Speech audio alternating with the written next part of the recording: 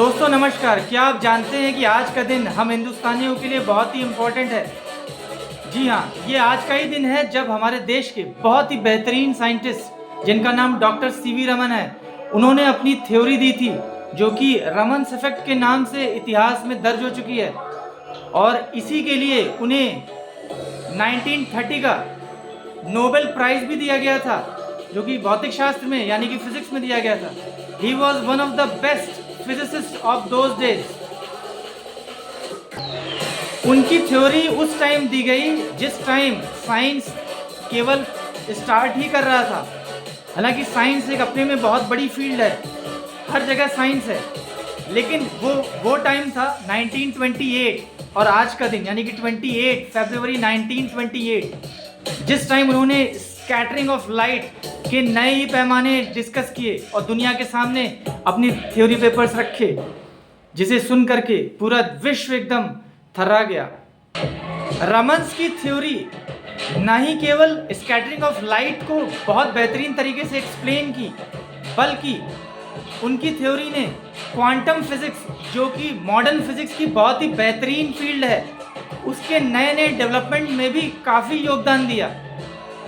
इससे पहले आइंस्टाइन ने पहले ही बता दिया था कि लाइट, जो कि फोटॉन नाम के पार्टिकल से मिलकर के बना हुआ है, और फोटॉन बेसिकली एनर्जी एक्सचेंज पे डिपेंड करता है। रमन्स की स्कैटरिंग थ्योरी इस थ्योरी को बहुत ही बेहतरीन तरीके से सस्टेन किया।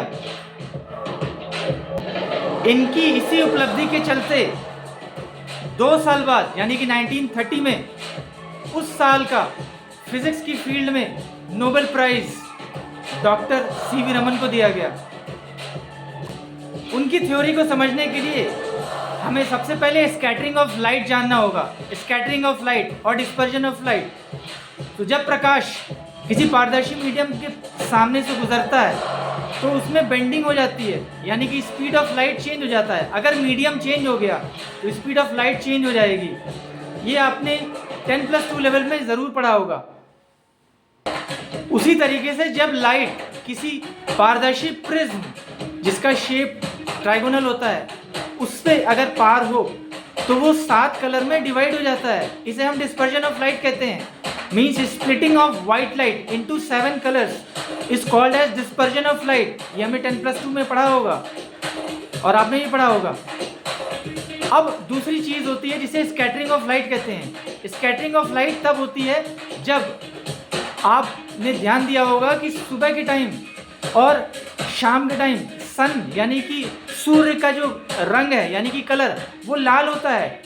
ये स्कैटरिंग ऑफ लाइट की ही वजह से समझा जा सकता है। और आकाश का कलर जो कि ब्लू होता है यानी कि नीला, वो स्कैटरिंग ऑफ लाइट की ही वजह से हो सकता है।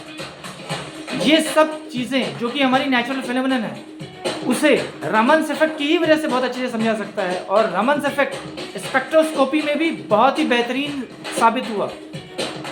ये सारी चीज़ों की वजह से इंडियन गवर्नमेंट ने आज के दिन यानी कि 28 फरवरी 2025 में भी हम रमन सर को याद करते हैं, और हम साइंटिफिक टेम्परामेंट को पूरे कंट्री में फैलाने की कोशिश करते हैं ताकि यंगस्टर्स ज़्यादा से ज़्यादा रिसर्च फील्ड में आगे जाएं और देश को बेहतरीन पायदान पे पहुंचाएं, ताकि हमारी कंट्री यानी कि हमारा देश भारत पूरी दुनिया में अपने ज्ञान की वजह से सभी जगह लोकप्रिय हो जाए।